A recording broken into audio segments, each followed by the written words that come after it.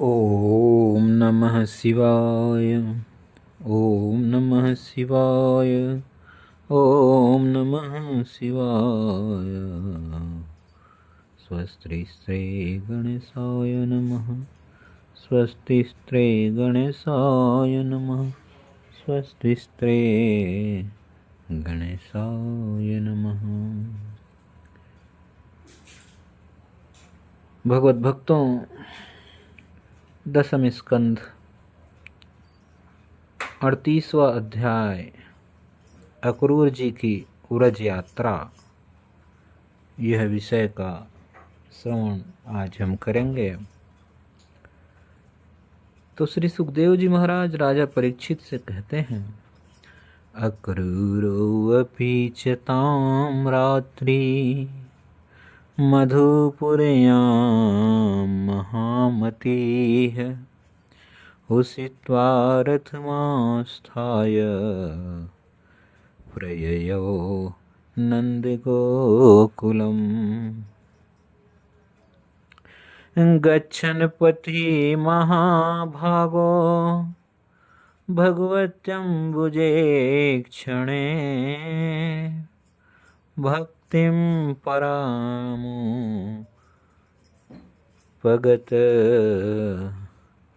एवमेतद् चिन्तयम्। महामती अक्रूर जी भी वह रात मथुरापुरी में बिताकर प्रातः काल होते ही रथ पर सवार हुए और नंद बाबा के गोकुल की ओर चल दिए। परम भाग्यवान अक्रूर जी व्रज की यात्रा करते समय मार्ग में कमल नयन भगवान श्री कृष्ण की परम प्रेममयी भक्ति से परिपूर्ण हो गए। वे इस प्रकार सोचने लगे, मैंने ऐसा कौन सा शुभ कर्म किया है, ऐसी कौन सी श्रेष्ठ तपस्या की है, अथवा किसी सत्पात्र को ऐसा कौन सा महत्वपूर्ण दान दिया है, जिसके फलस्वरूप आज मैं भगवान श्री कृष्ण के दर्शन करूँगा। ममैतद् दुर्लभं मन्ये उत्तम श्लोक दर्शनम् विषयात्मनो यथा ब्रह्म कीर्तनम शूद्रजन्मनः। मैं बड़ा विषयी हूँ। ऐसी स्थिति में बड़े बड़े सात्विक पुरुष भी जिनके गुणों का ही गान करते रहते हैं, दर्शन नहीं कर पाते। उन भगवान के दर्शन मेरे लिए अत्यंत दुर्लभ है। ठीक वैसे ही जैसे शूद्र कुल के बालक के लिए वेदों का कीर्तन। परंतु नहीं, मुझ अधम को भी भगवान श्री कृष्ण के दर्शन ही होंगे, क्योंकि जैसे नदी में बहते हुए तिनके कभी कभी इस पार से उस पार लग जाते हैं, वैसे ही समय से भी कहीं कोई इस संसार सागर को पार कर सकता है। अवश्य ही आज मेरे सारे अशुभ नष्ट हो गए। आज मेरा जन्म सफल हो गया, क्योंकि आज मैं भगवान के उन चरण कमलों में साक्षात नमस्कार करूंगा, जो बड़े बड़े योगी यतियों के भी केवल ध्यान के ही विषय हैं। अहो, कंस ने तो आज मेरे ऊपर बड़ा ही कृपा की है। उसी कंस के भेजने से मैं इस भूतल पर अवतीर्ण एवं स्वयं भगवान के चरण कमलों के दर्शन पाऊंगा, जिनके नखमंडल की कांति का ध्यान करके पहले युगों के ऋषि महाऋषि इस अज्ञान रूप अपार अंधकार राशि को पार कर चुके हैं। स्वयं वही भगवान तो अवतार ग्रहण करके प्रकट हुए हैं। ब्रह्मा, शंकर, इंद्र आदि बड़े बड़े देवता जिन चरण कमलों की उपासना करते रहते हैं, स्वयं भगवती लक्ष्मी एक क्षण के लिए भी जिनकी सेवा नहीं छोड़ती। प्रेमी भक्तों के साथ बड़े बड़े ज्ञानी भी जिनके आराधना में संलग्न रहते हैं, भगवान के वे ही चरण कमल गमों को चराने के लिए ग्वाल बालों के साथ वन वन में विचरते हैं। वे ही सुरमुनि वंदित श्री चरण गोपियों के वक्ष स्थल पर लगे हुए केसर से रंग जाते हैं, चिन्हित हो जाते हैं। मैं अवश्य अवश्य उन चरणों का दर्शन करूंगा। मकरतमणि के समान सुस्निग्ध कांतिमान उनके कोमल कपोल हैं। तोते की ठोस ठोर के समान नुकीली नासिका है। होंठों पर मंद मंद मुस्कान, प्रेम भरी चितवन, कमल से कोमल रत्नारे लोचन और कपोलों पर घुंघराली हल्कें लटक रही हैं। मैं प्रेम और मुक्ति के परमदानी श्री मुकुंद के उस मुख कमल का आज अवश्य दर्शन करूंगा, क्योंकि हरिण मेरी दाईं ओर से निकल रहे हैं।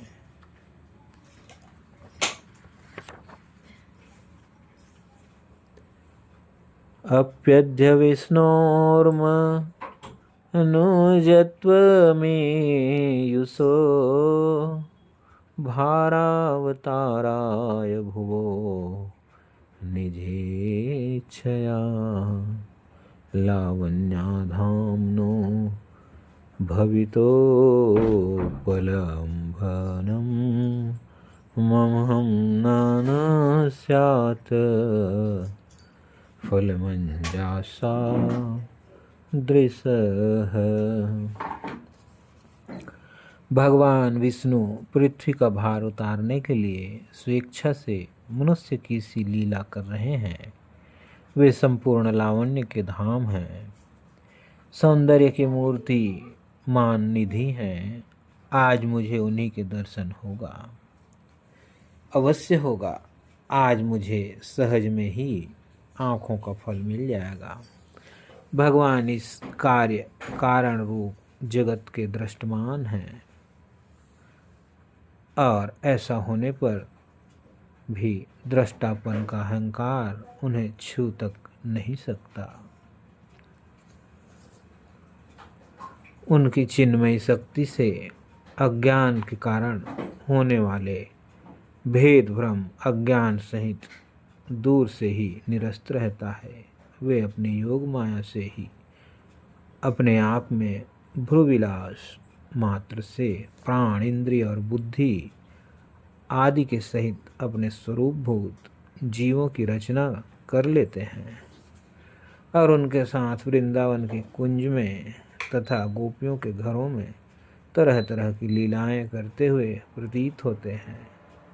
जब समस्त पापों के नाश उनके परम मंगलमय गुण कर्म और जन्म की लीलाओं से युक्त होकर वाणी उनका गान करती हैं, तब उस गान से संसार में जीवन की स्फूर्ति होने लगती है।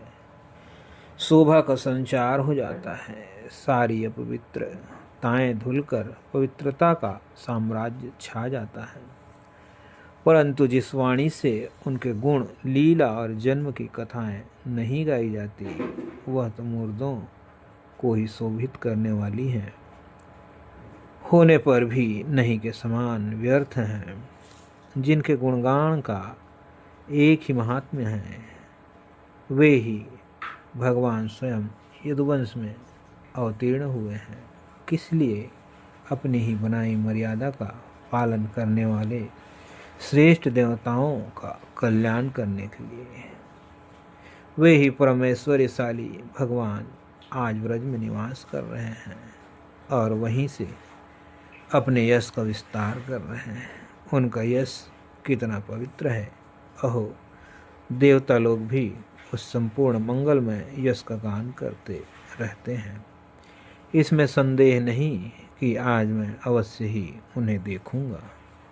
वे बड़े बड़े संतों और लोकपालों के भी एकमात्र आश्रय हैं, सबसे परम गुरु हैं, और उनका रूप सौंदर्य तीनों लोगों के मन को मोह लेने वाला है। जो नेत्र वाले हैं उनके लिए वह आनंद और रस की चरम सीमा है। इसी से स्वयं लक्ष्मी जी भी, जो सौंदर्य की अधीश्वरी हैं, उन्हें पाने के लिए ललकती रहती हैं। हाँ, तो मैं उन्हें अवश्य देखूंगा, क्योंकि आज मेरा मंगल प्रभात है। आज मुझे प्रातःकाल से ही अच्छे अच्छे शकुन दिख रहे हैं। जब मैं उन्हें देखूंगा तब श्रेष्ठ सर्वश्रेष्ठ पुरुष बलराम तथा श्री कृष्ण के चरणों को नमस्कार करने के लिए तुरंत रथ से कूद पड़ूंगा, उनके चरण पकड़ लूँगा। ओह, उनके चरण कितने दुर्लभ हैं। बड़े बड़े योगी यति आत्म साक्षात्कार के लिए भी मन ही मन अपने हृदय में उनके चरणों को धारण करते हैं, और मैं तो उन्हें प्रत्यक्ष पा जाऊंगा और लौट जाऊंगा उन पर। उन दोनों के साथ ही उनके वनवासी सखा एक एक ग्वालवाल चरणों की भी वंदना करूंगा। मेरे यहो भाग्य, जब मैं उनके चरण कमलों में गिर जाऊंगा तब क्या वे अपना कर कमल मेरे सिर पर रख देंगे। उनके वे कर कमल उन लोगों को सदा के लिए अभय दान दे चुके हैं, जो काल रूपी सांप के भय से अत्यंत घबरा कर उनकी शरण चाहते हैं और शरण में आ जाते हैं। इंद्र तथा दैत्यराज बलि ने भगवान के उन्हीं कर कमलों में पूजा की भेंट समर्पित करके तीनों लोकों का प्रभुत्व इंद्र पद प्राप्त कर लिया।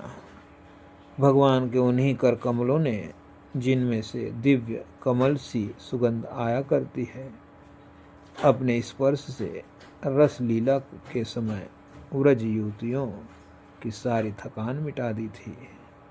मैं कंस का दूत हूँ, उसी के भेजने से उनके पास जा रहा हूँ।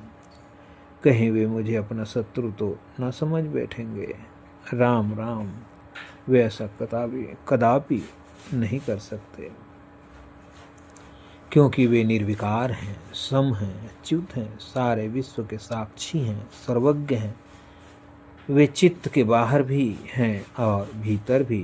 वे क्षेत्र रूप से स्थित होकर अंतःकरण की एक एक चेष्टा को अपनी निर्मल ज्ञान दृष्टि के द्वारा देखते रहते हैं। तब मेरी शंका व्यर्थ है।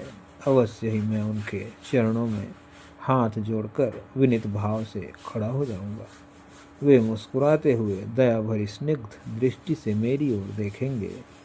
उस समय मेरे जन्म जन्म के समस्त अशुभ संस्कार नष्ट हो जाएंगे और मैं निसंग होकर सदा के लिए परमानंद में मग्न हो जाऊंगा। मैं उनके कुटुंब का हूँ, उनका अत्यंत हित चाहता हूँ। उनके सिवा और मेरा कोई आराध्य देव भी नहीं।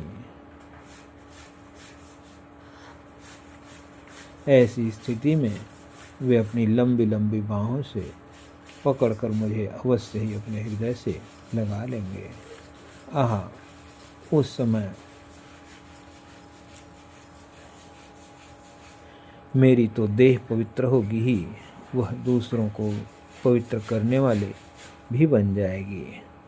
और उसी समय उनका आलिंगन प्राप्त होते ही मेरे कर्ममय बंधन, जिनके कारण मैं अनादिकाल से भटक रहा हूँ, टूट जाएंगे।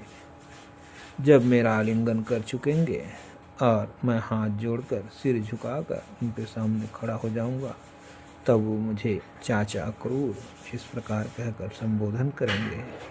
क्यों न हो, इसी पवित्र और मधुर यश का विस्तार करने के लिए ही तो वे लीला कर रहे हैं। तब मेरा जीवन सफल हो जाएगा। भगवान श्री कृष्ण ने जिसको अपनाया नहीं, जिसे आदर नहीं दिया, उस जन्म को, जीवन को धिक्कार है।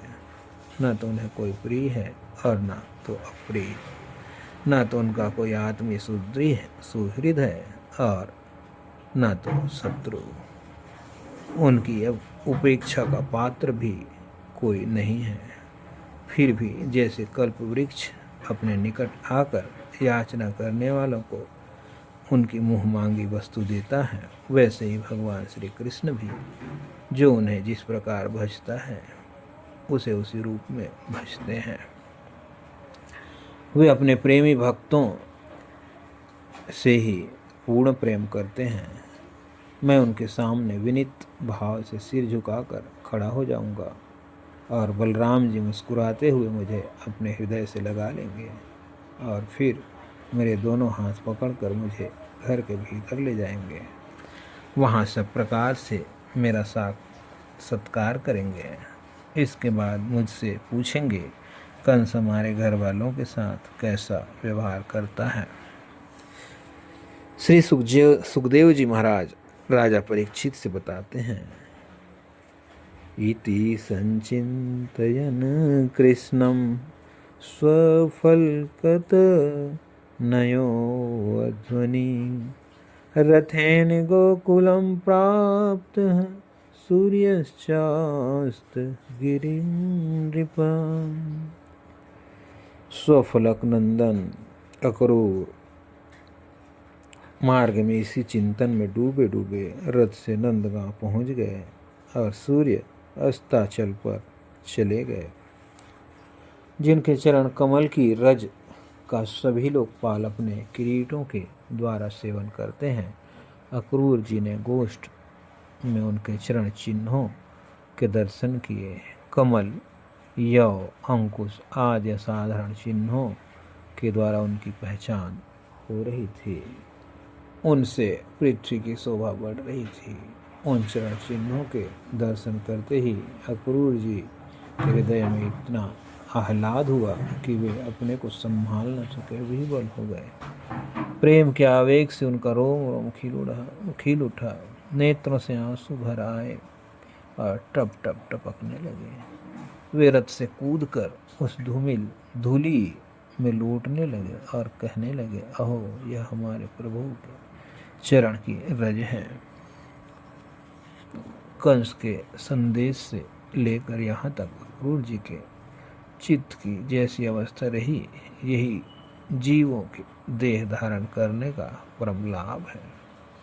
इसलिए जीव मात्र का यही परम कर्तव्य है कि दंभ, भय और शोक त्याग कर भगवान की मूर्ति, प्रतिमा, भक्त आदि चिन्ह, लीला, स्थान तथा गुणों के दर्शन, श्रवण आदि के द्वारा ऐसा ही भाव संपादन करें। व्रज में पहुंचकर अक्रूर जी ने श्री कृष्ण और बलराम दोनों भाइयों को गाय दुहने के स्थान में विराजमान देखा। श्याम सुंदर श्री कृष्ण पीताम्बर धारण किए हुए थे और गौर सुंदर बलराम जी नीलांबर।